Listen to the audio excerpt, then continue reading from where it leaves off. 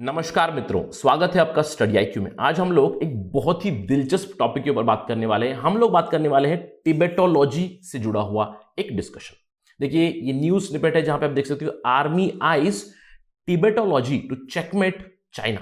तो आज हम लोग इस टर्म के बारे में जानेंगे और क्या है इंडियन आर्मी का प्लान, इस चीज के बारे में जानेंगे। इनफैक्ट डिस्कशन में हम इस डिस्कशन को थोड़ा डिप्लोमेसी के साथ भी जोड़ देंगे। हम लोग देखेंगे कि भारत में कितने डिप्लोमेट्स है एटसेट्रा, और आर्मी कैसे उस डिप्लोमेसी को सप्लीमेंट करने की कोशिश कर रही है। सो स्टे ट्यून, बहुत कुछ सीखने को मिलेगा। Let's begin. उससे पहले मैं हूं आपका दोस्त राहुल साईगांवकर। अगर आप मुझे फॉलो करना चाहते हो, can follow me on the ID Rahul Sai 222। इसके अलावा study IQ has a smart course for UPSC 2021। For more information, download the app from Google Play Store and don't forget to hit the bell icon and subscribe to our channel Study IQ. Right. सबसे पहले कुछ observation के बारे में बात करते हैं। देखिए, हम सब जानते हैं कि पिछले साल मई 2020 से इंडिया और चाइना के बीच एक स्टैंड ऑफ चल रहा है। मई में स्टैंड ऑफ शुरू हुआ, मुक्केबाजी हुई, दोनों तरफ से मोबिलाइजेशन हुई। मई में एक हाथापाई जरूर हुई थी जहां पे बहुत सारे सोल्जर्स इन्वॉल्व थे, इंडिया से भी और चाइना से भी। पैंगोंग सो के पास हुआ, नाकुला सेक्टर में हुआ, और इवेंचुअली जून 15 को गलवान वैली में भीषण लड़ाई हुई इंडिया और चाइना के सोल्जर्स के बीच। इंडिया के बहुत सारे सोल्जर्स शहीद हुए, चाइना की तरफ से भी लॉसेस थी। तो इसके बाद स्टैंड ऑफ जारी है, डिसएंगेजमेंट की बातें हो रही है। 9 राउंड्स ऑफ टॉक्स ऑलरेडी हो चुकी है, तो डिसएंगेजमेंट अभी भी जारी है। तो इन सब चीजों के बीच इंडिया का रेस्पॉन्स क्या रहा है? देखिए, इंडिया का रेस्पॉन्स रहा है कि India has stood the ground. India मुंह तोड़ जवाब दे रही है चाइनीज फोर्सेस को। इंडिया ने ऑलरेडी ज्यादा फोर्सेस डिप्लॉय की है ईस्टर्न लद्दाख रीजन में, पैंगोंग सो रीजन में, इनफैक्ट सिक्किम रीजन में भी मोबिलाइजेशन काफी ज्यादा हो चुका है। इंफ्रास्ट्रक्चर डेवलपमेंट हो रही है डीबीओ सेक्टर में। हम लोग देख सकते हैं कि इंडिया की मिसाइल टेस्टिंग भी स्ट्रांग हो चुकी है। तो India is trying to counter China through force, yes obviously. इसके अलावा India is trying to give an answer to China economically also. Economically अगर बात करें तो देखिए, इंडिया ने 100 से भी ज्यादा चाइनीज एप्स को बैन किया। हम लोग इकोनॉमिक डीप कपलिंग की बात कर रहे हैं, हम लोग आत्मनिर्भर भारत की बात कर रहे हैं। इनफैक्ट हाल ही में खबर आई कि इंडिया ने परमानेंटली बैन किया है 59 चाइनीज एप्स को, जिसमें टिकटॉक भी इन्वॉल्व है, परमानेंटली। राइट। तो इकोनॉमिक आंसर भी दे रहे हैं, मिलिट्री आंसर भी दे रहे हैं, स्ट्रेटेजिक आंसर भी दे रहे हैं। ठीक है।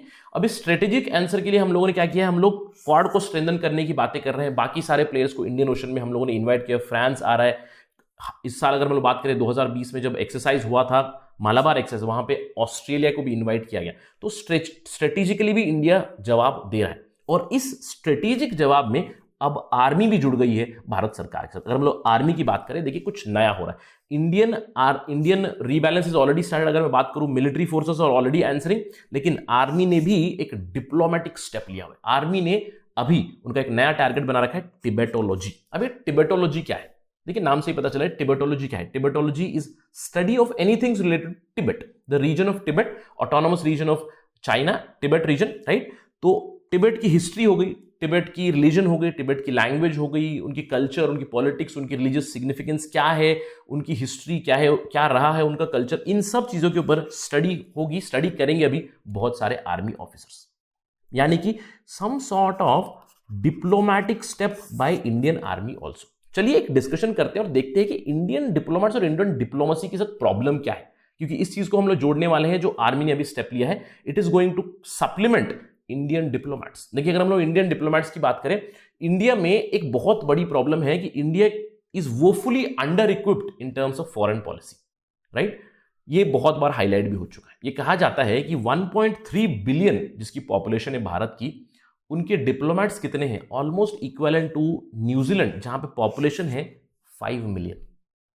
यानी कि इंडिया के अगर हम लोग देखें, रफली इंडिया के फॉरेन ऑफिसर्स हैं 940। अगर आप इनको कंपेयर कर सकते हो सिंगापुर और न्यूजीलैंड के साथ, जो बहुत ही छोटे छोटे देश है जिनकी पॉपुलेशन बहुत कम है, और जो बड़े देश है जिनके साथ हमारा कंपटीशन चल रहा है। अगर हम लोग चाइना की बात करें, देखिए चाइना के पास क्लोज टू 7,500 डिप्लोमेट्स है, और बहुत से डिप्लोमेट्स को उनके हिंदी भी आती है। Right, please note this. इसके अलावा दूसरे जो कंट्रीज है जिनके साथ हमारा कोलैबोरेशन है, जापान हो गया, ऑस्ट्रेलिया हो गया, वहां पे अराउंड 6,000 डिप्लोमेट्स है। यूएस की तो बात ही छोड़ दीजिए, यूएस में तो 14,000 से भी ज्यादा डिप्लोमेट्स है वहां पे।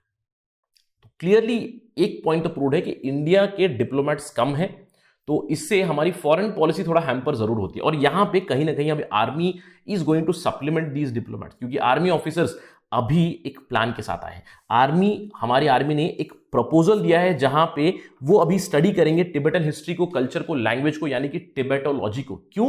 क्योंकि वो समझना चाहते हैं चाइनीज इन्फ्लुएंस टिबेट के ऊपर, क्योंकि वो प्रोपेगेंडा काउंटर करना चाहते हैं टिबेट में चाइना का, साथ ही साथ चाइना का जो इन्फ्लुएंस है उसको कम करने की कोशिश करने वाले हैं अब इंडियन आर्मी के ऑफिसर्स।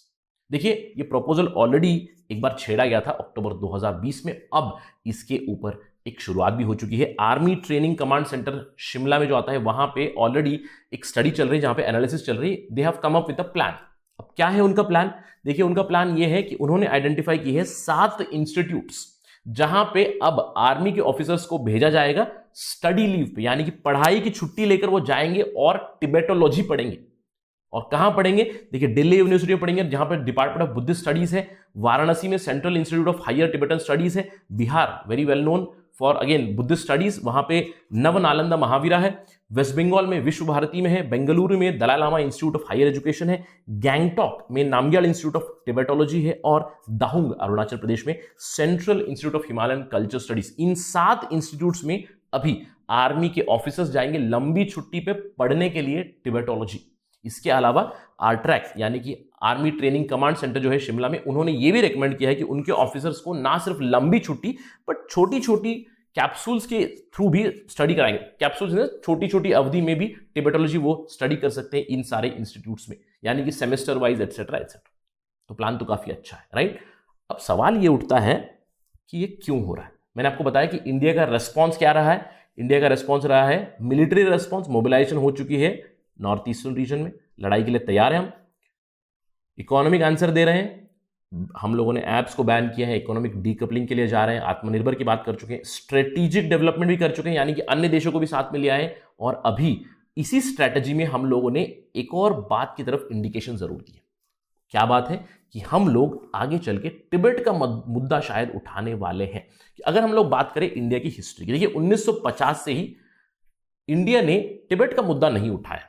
अगर हम लोग बात करें 1950 में जब टिबेट को एनेक्स कर लिया चाइना ने, तो नेहरू की सरकार ने बहुत ही जल्दी इसको एक्सेप्ट कर लिया। इनफैक्ट फॉरेन पॉलिसी एक्सपर्ट्स ये कहते हैं कि यहां पे जवाहरलाल नेहरू की सरकार ने एक फेलियर जरूर कर दी।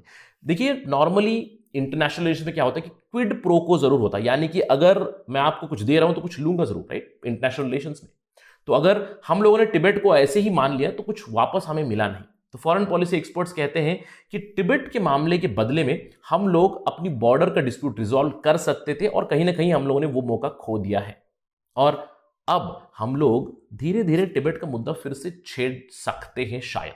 और ये क्यों? क्योंकि ये मेजर रेड लाइन है चाइना के लिए। क्योंकि गलवान के बाद हम लोगों ने ऑलरेडी इंडिकेशन दी थी। गलवान के बाद हम लोगों ने बात की थी स्पेशल फ्रंटियर फोर्स की, आपको याद होगा स्पेशल फ्रंटियर फोर्स में बहुत सारे टिबेटियन रिक्रूट्स भी हैं, और उन्होंने भी डट कर सामना किया था चाइनीज फोर्सेस का, राइट? आपको याद होगा। तो इस सब से इंडिकेशन जरूर मिल रही है कि इंडिया शायद आगे चल के टिबेट का कार्ड छेड़ सकता है, राइट? और अगर टिबेट का कार्ड छेड़ेंगे तो टिबेट के बारे में जानना बहुत जरूरी है। तो अगर हम लोग टिबेट का इशू इंडिया चाइना रिलेशंस में लाएंगे तो टिबेटोलॉजी और expertise in Tibetology will be very very important. तो गोइंग फॉरवर्ड हम लोग देख सकते हैं आगे चल के और भी जो हमारे डिप्लोमेट्स होंगे, आर्मी ऑफिसर्स होंगे, उनकी लैंग्वेज और सेक्टर स्पेशलाइजेशन ज्यादा मिलेगी, जहां पे वो टिबेट के ऊपर फोकस करेंगे और शायद उन्हें लॉन्गर टेन्योर मिलेंगे लाइन ऑफ एक्चुअल कंट्रोल पे, ताकि वो चाइना के प्रोपेगेंडा और चाइना के इन्फ्लुएंस को कम करे in the Tibetan region in and around the LAC and the international border.